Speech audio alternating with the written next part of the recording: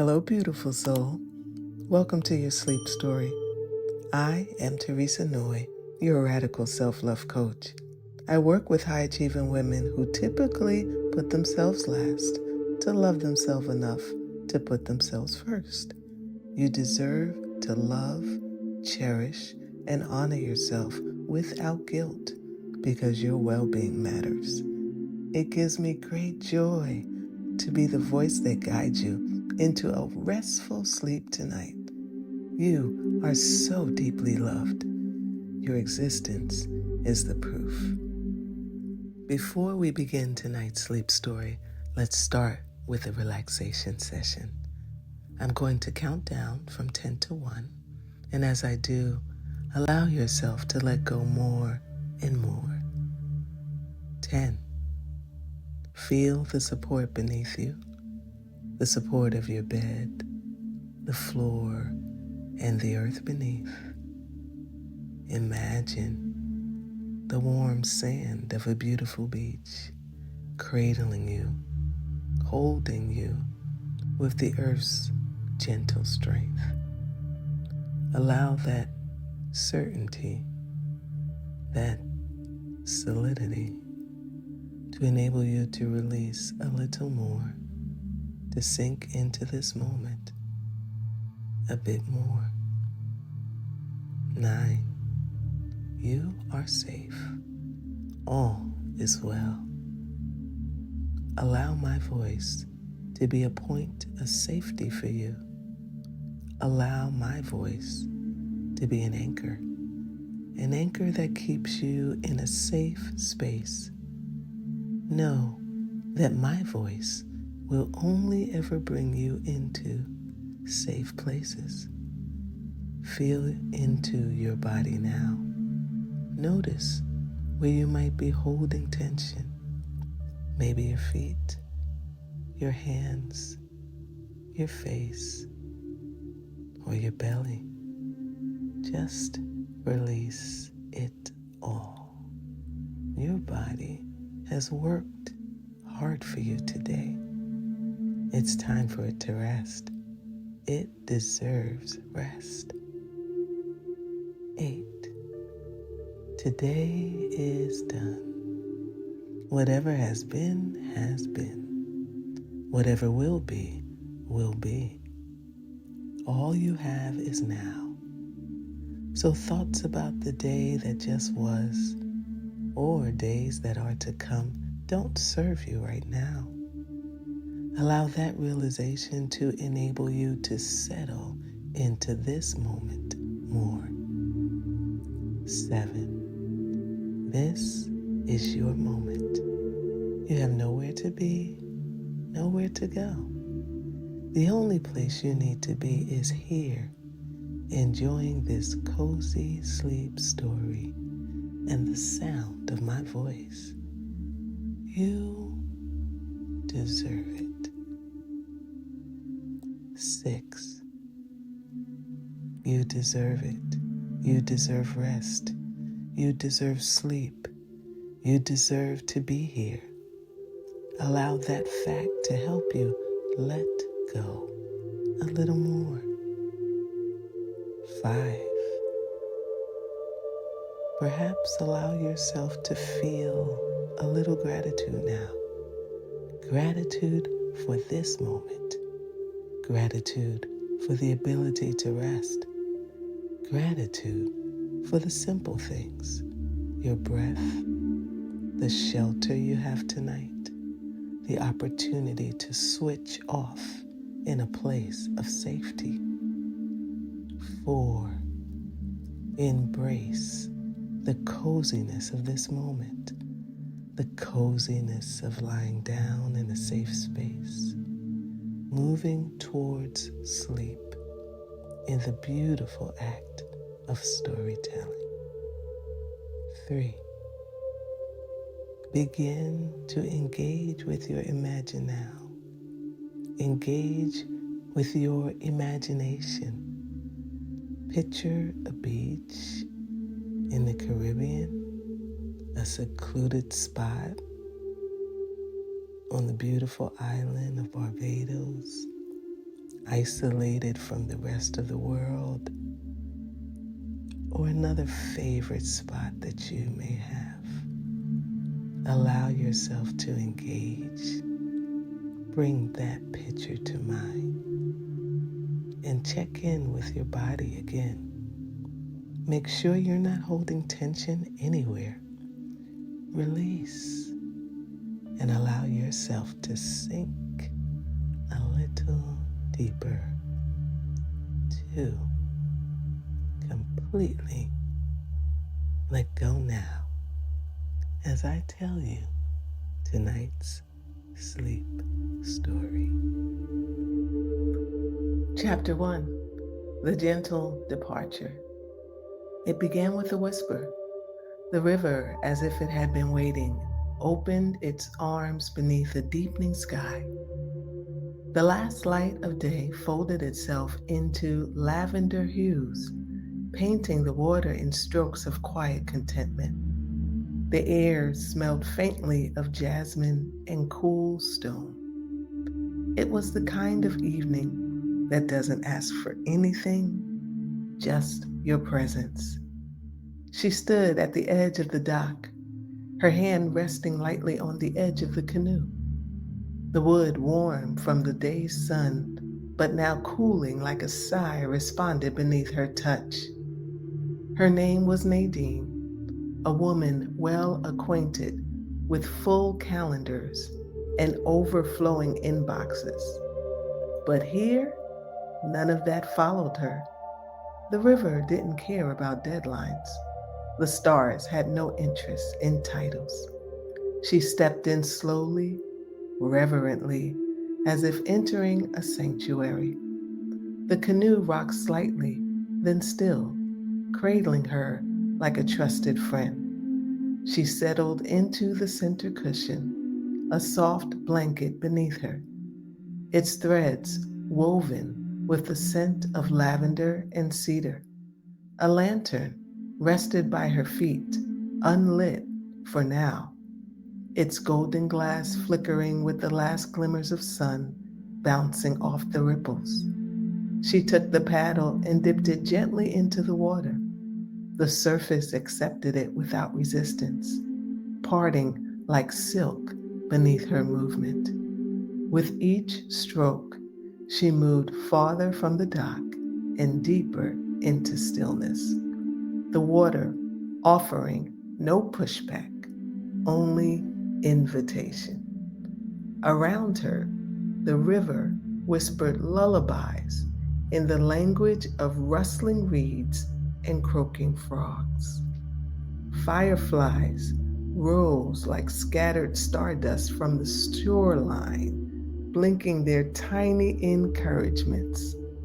Everything shimmered, soft and subtle, as if the world had exhaled and decided to pause. She felt it too, the slowing. Her shoulders loosened, the space behind her eyes relaxed. The thrum of busyness, the quiet hum that often followed her even in rest, began to fade, like distant music behind a closed door. She could feel the beginning of something she hadn't allowed herself in quite some time. A gentle unraveling, not the kind that leaves you undone, the kind that softly opens you back up. She looked up. The sky was deepening to midnight blue, a tapestry unrolling in slow motion. One star blinked awake, then another and another. Soon the heavens shimmered like a blanket stitched with diamonds. The moon, full and round, hovered just above the horizon, casting a silver path across the water. It was as if it had carved a personal trail just for her. Her paddle slowed, then stopped. The canoe drifted now, guided by nothing but the quiet current and a feeling she couldn't name. She didn't need to name it. It was enough to feel it, the hum beneath her ribcage, the soft awareness blooming like a morning flower. She closed her eyes and let her senses take over. The cool breeze brushing her cheek like the back of a familiar hand, the faint burble of water lapping against the wood, the creak of the canoe adjusting with the rhythm of the river, the sound of her own breath, slower, steadier, more generous now. Here, she wasn't trying to fix or build or prove. Here, she was only floating. A memory came, not urgent, not loud, just a flicker of a time when she was a child and believed that the moon followed her wherever she went. She'd wave to it from car windows, from bedroom corners, from swing sets. She had always believed it was watching, waiting.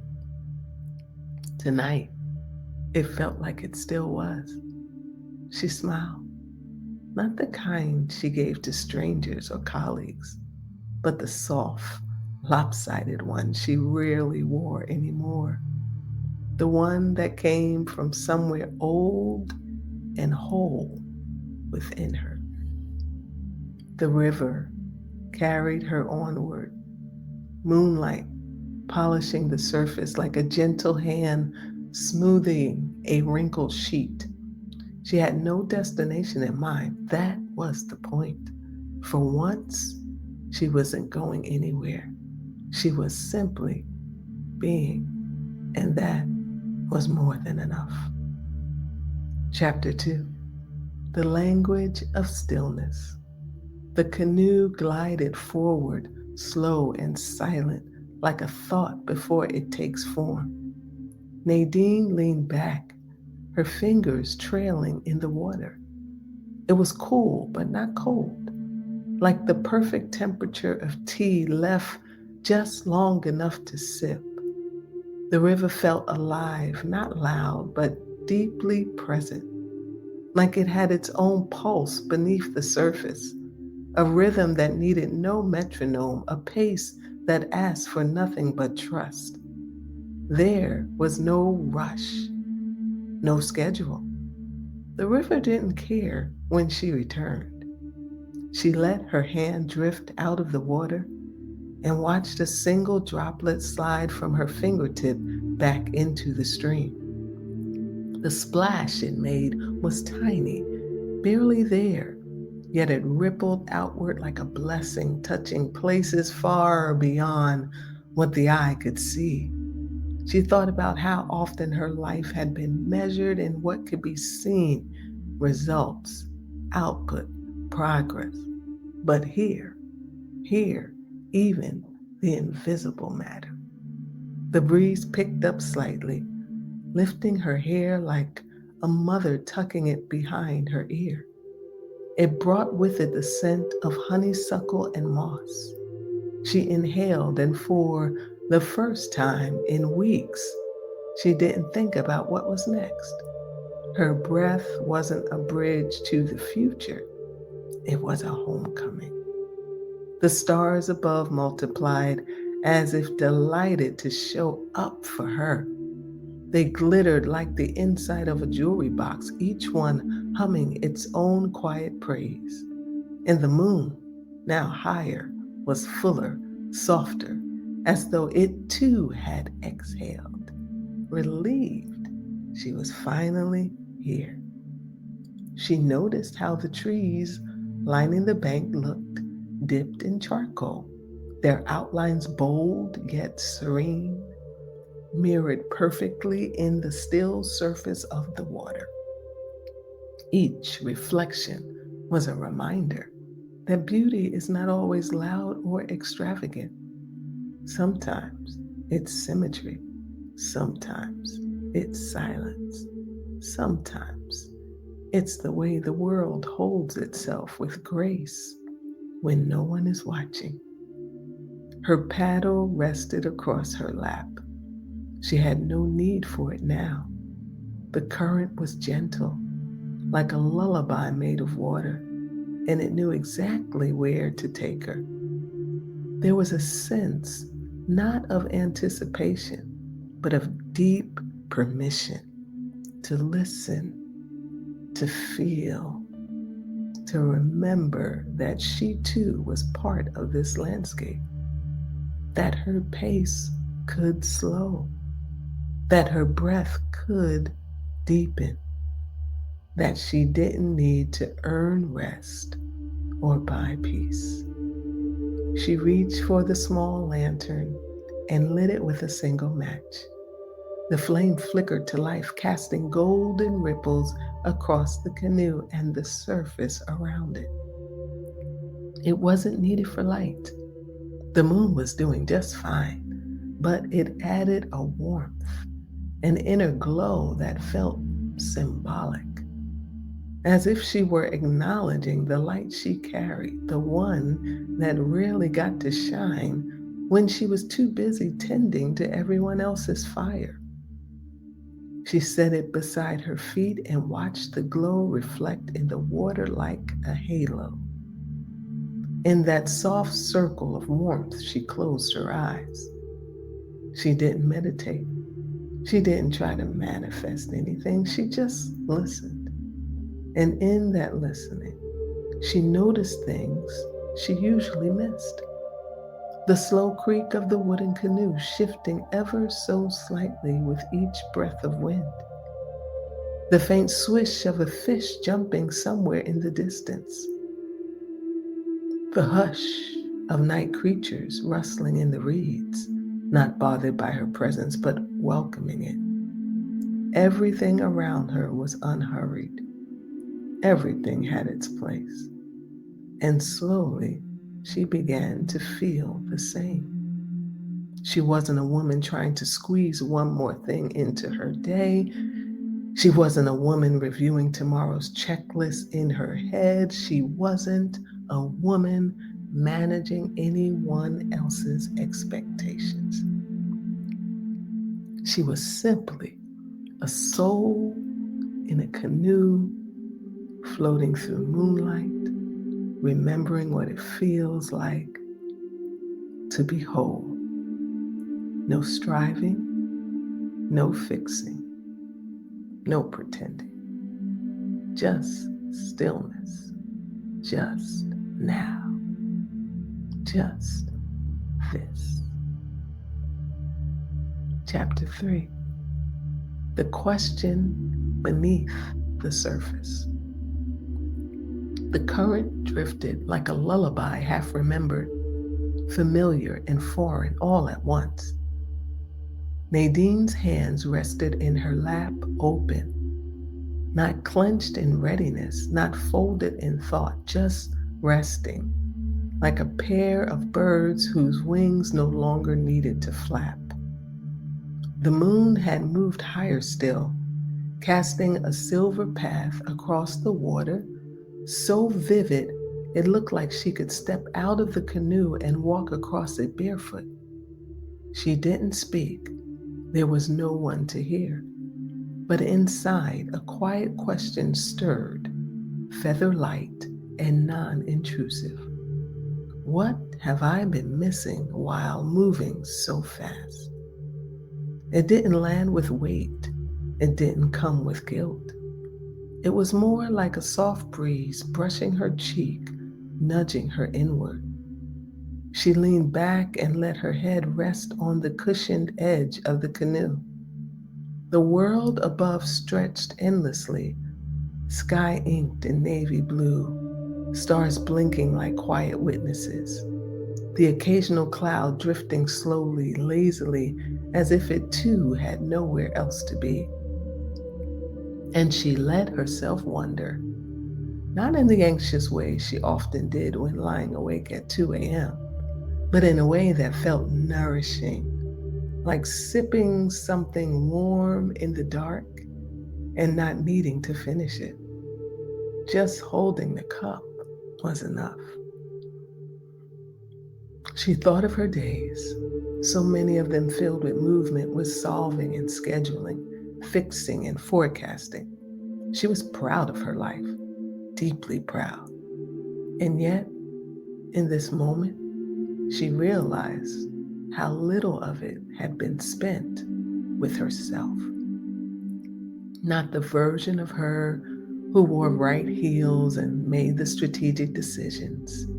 Not the version who kept it all together and followed through, but the self who noticed, who wondered, who exhaled without apology.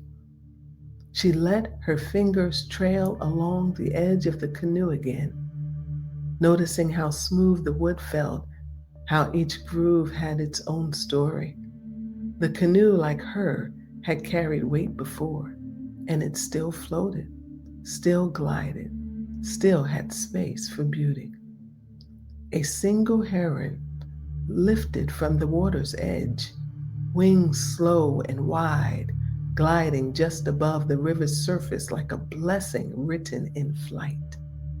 Nadine watched it until it disappeared into the trees, her chest rising and falling in sync with the bird's motion.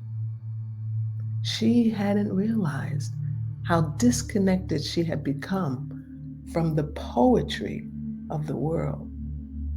When did she stop letting things be beautiful for no reason? She dipped her hand back into the water and let it drift.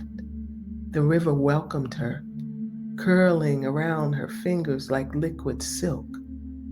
The moon's reflection danced across her knuckles, and she smiled again. Another one of those rare smiles that had nothing to do with a camera or a conversation, just joy, just presence. And in that moment, another thought arrived, not sharp or urgent, just clear. You haven't been lost. You've just been busy. The words didn't come from her mind exactly. They felt like they rose from the water itself, like the river was speaking back, not in sentences, not in sensations, in peace, in permission. Her eyes filled with tears, soft and easy, not from sadness, but relief. She had spent so long looking for strategy, clarity in problem solving, in advice columns and coaching calls. But here, floating under the moon, surrounded by nothing but water and night, she realized the clarity she sought wasn't found by doing. It was revealed by being. Not everything had to be figured out. Some things just needed to be felt. Some answers, she realized, live beneath the surface of all the rushing, just waiting for us to slow down long enough to hear them rise. She closed her eyes again, the canoe drifting, the stars blinking in slow rhythm. She didn't need to ask anything out loud. The river was already answering. Chapter 4, The Softness of Surrender. The river curved gently to the left, a graceful arc that seemed designed for no reason but beauty. Nadine let it carry her, no longer thinking about paddling or progress. The canoe moved with the ease of something that had never known urgency. Each ripple smoothed itself out behind her, like the past releasing itself without needing to be fixed. Her body felt different now, looser, more fluid, not in a way that follows a massage or a workout, but in the way tension unclenched. Her brow had softened. Even her spine, always so upright and alert, now curved gently like a branch swaying in the evening wind. She ran her fingertips along her collarbone, surprised at how tender she felt, how open, as if all the years of armor had quietly slipped off when no one was looking. No performance, no explaining, no edge, just her and the moon and the hush of night wrapped around her like a lullaby that remembered her name.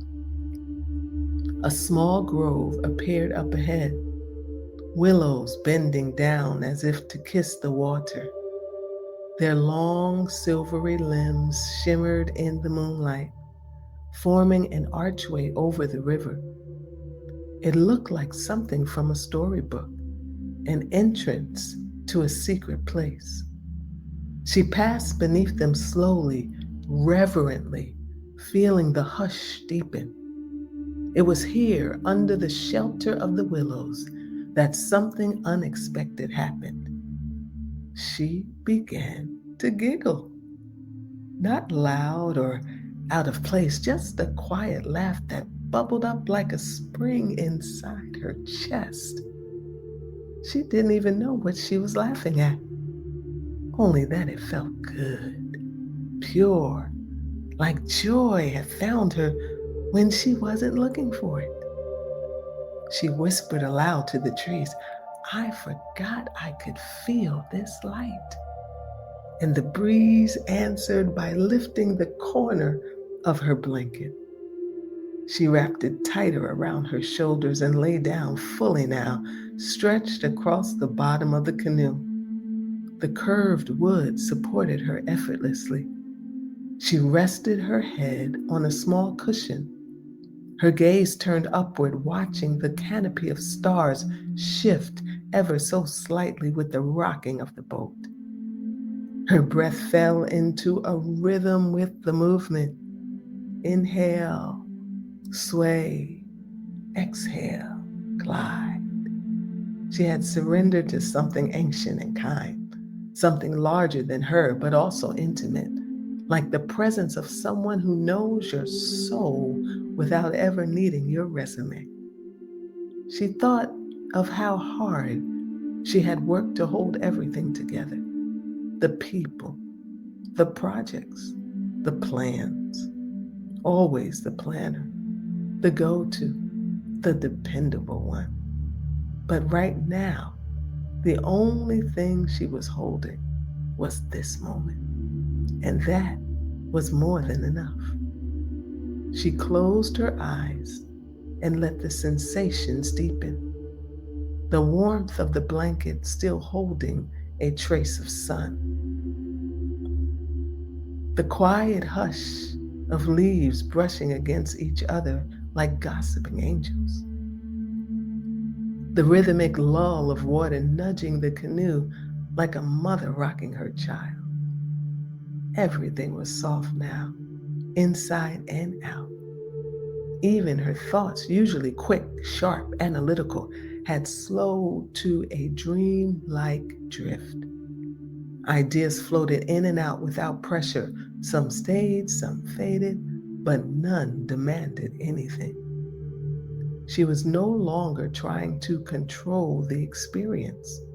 She was inside it, like a drop of honey dissolving in warm tea, like moonlight resting on still water, like breath taken not for survival, but for joy.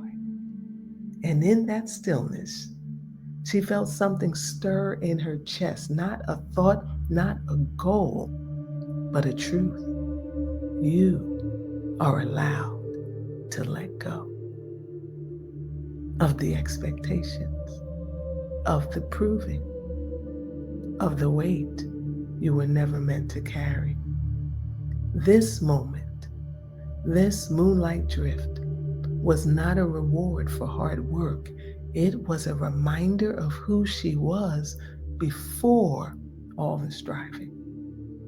A soul designed for peace, a heart made for wonder, a body deserving of rest. And so she let the canoe carry her deeper into that truth, wrapped in softness, guided by starlight, held by grace. Chapter 5. The Reunion with Wonder. The willows gave way to open sky again, and Nadine emerged from their soft green shelter as if reborn. The canoe continued to glide, moving as if on cue with the hush of night. But something had shifted, not in the river, but in her. There was a brightness now, not loud or sharp, but steady, like an inner candle that had been relit after too long in the wind. She sat up slowly, wrapping the blanket around her shoulders like a royal cape, not out of grandeur, but reverence. She felt draped in something sacred, stillness, softness, presence. It was rare, but she realized how often she had shown up for everyone else and forgotten to show up for herself. But here she was. No makeup, no meetings, no mask. Just a woman in a canoe remembering what it felt like to be in awe of the world. The stars above seemed to sparkle with approval, each one like a note in a silent song. She looked up and whispered, "I see you." And for the first time in a long time, she felt seen right back. A quiet rustling to her right caught her attention. She turned her head and smiled. A family of deer had stepped cautiously toward the water's edge, their eyes glimmering in the moonlight.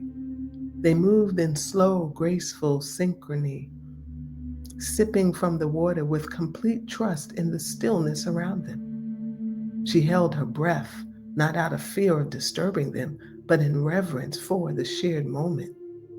There was no barrier between her and the wild, no separation between observer and observed.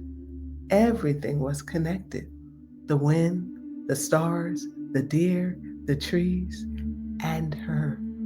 It felt like being welcomed back to a family she didn't know she missed. As the deer slipped away into the brush, she turned her gaze downward.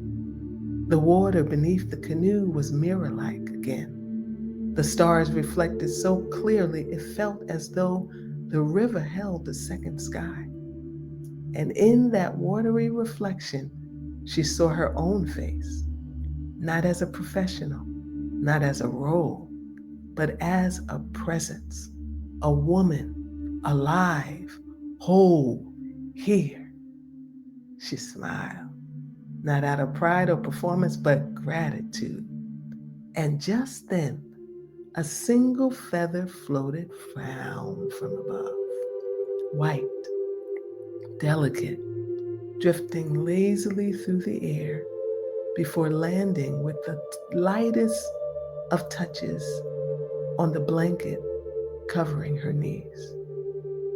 Nadine blinked, then gently lifted it between two fingers. The feather was impossibly soft, a whisper made real. It didn't bring a message or a meaning or even a memory. It simply was a gift of the moment, like a quiet wink from the universe.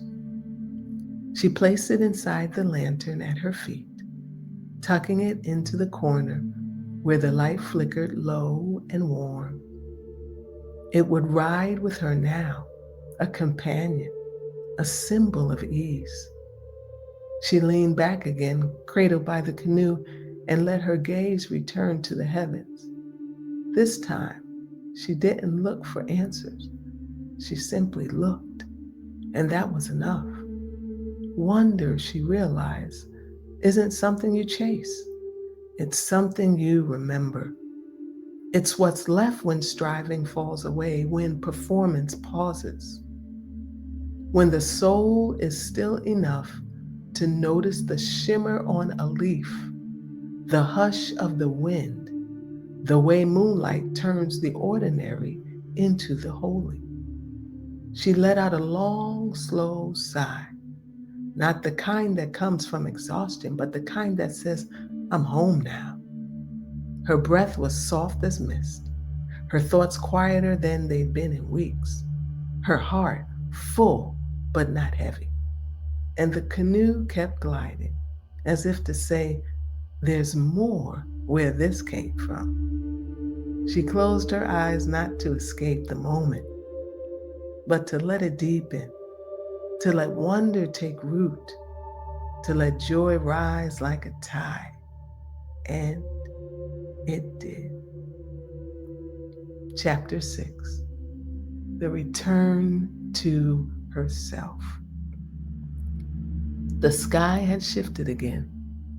The darkest navy now softened at the edges, hinting at the earliest brush of dawn. It wasn't morning yet, not truly, but the stars, like seasoned performers, were beginning their quiet curtain call.